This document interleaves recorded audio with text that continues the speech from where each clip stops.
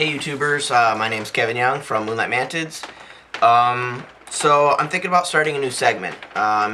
Maybe you like it, maybe you won't. Leave your comments below, and as always, subscribe.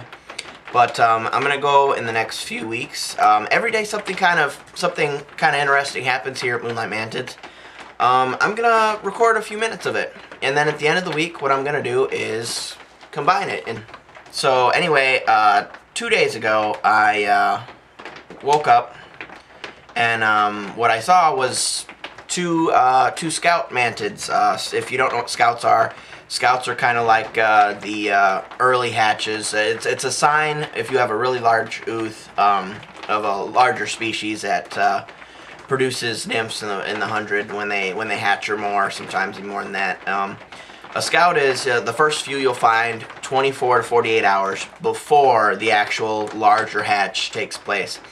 Why do the few just hatch a day or two before the larger hatch takes place, where all the rest of the nymph will come out? I don't really know. I'm gonna guess and say that it's because they're early. You know what I mean? Some of them are born early, you know, and there's it's just a sign of things to come. So anyway, yesterday morning, I saw two scouts, and then I left my house, and I came back later that night, and when I came back, there were 10 scouts. And by this morning, there were about 300, and they're hatching right now. The species hatching is the giant rainforest mantis, also known as Hierodula majuscula, and it's a really beautiful species. It's got like the red armpits, it's got the little bit of purple. They're green or light green, and they're just really, really large, really, really beautiful. Everyone loves them. I don't know anyone who doesn't. And they're also a great beginner. When they hatch out, they're huge. They're just enormous. They look like L2s already, and they just hatch. So I mean, that's how you know these things are gonna get big. So I'm gonna show you really, really quick some of the ones that hatched, and then what I'm gonna do is break to different segments, and basically I'm gonna take different.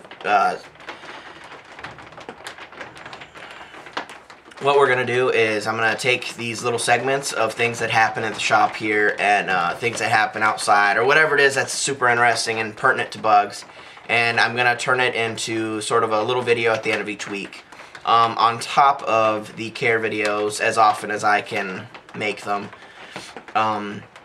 So here, let me just show you real quick. Alright, let me just show you real quick, and then the hatch. Alright, let me just show you the Hierodula majuscula really quick.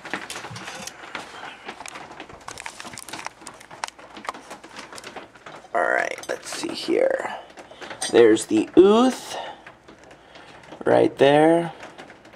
All of them, some of them turning dark, some of them are very light. If you look down, sorry about the water spots, but I've been misting this ooth regularly for probably about 2 or 3 months now, and it's hatching now. See the little string they come down on, and you can see the little white sheds. It's called the worm skin. So basically it goes from a 0 to an L1 after it separates its legs out and comes out of that little worm skin. And then they sit there and they dry for just a second or two. And as soon as they can, they walk, and they go straight up and hang right about there on the top.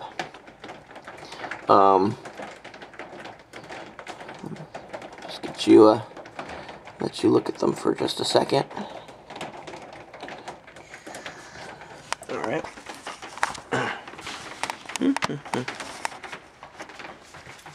Alright. Well, I hope you enjoyed that. Hierodula majuscula. Once I get some adults, I'll make a care video about these specific ones, and we'll show you as they grow and stuff. I hope you enjoy this, and just stay tuned for more clips. Of course, these are going to be edited, put together, and keep going like that. Let me think. Talk about L1, L2, worm skin, their size. Okay.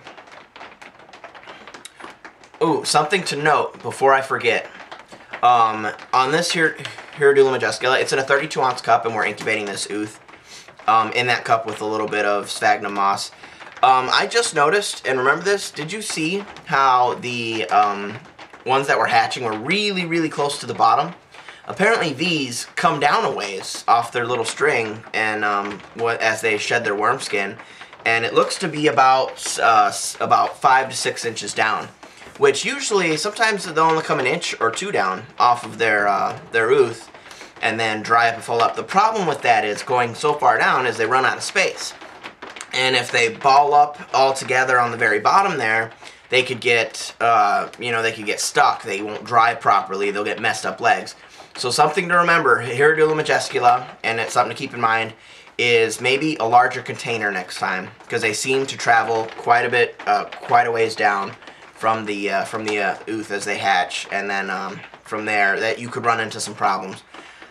So definitely, I mean, sphagnum moss probably helped them a lot in this case, because it's very grabby and it absorbs moisture well, and they're not going to stick to it or drown from it. But maybe next time try to find a larger container for the majuscula. So just something to note, if anyone else has had a problem with how far they go down. It seems to be about 5 or 6 inches, which is a lot, to tell you the truth. Normally it's an inch or 2, 3 inches. That's why the 32-ounce cups work so well. They're about 6 inches high.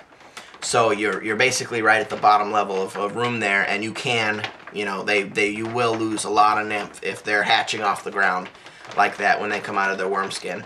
So next time I'll have to make sure we remember to put the youth in a larger container, and so that way they have more room. Something to think about, something to consider when you're thinking about breeding these things is larger than a 32-ounce cup for the youth.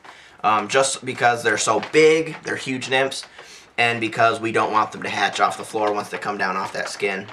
And that could be messy and very upsetting. So something I actually haven't seen too many times before, but something to remember anyway. Alright, well, stay tuned for the next clip. See ya. Bye.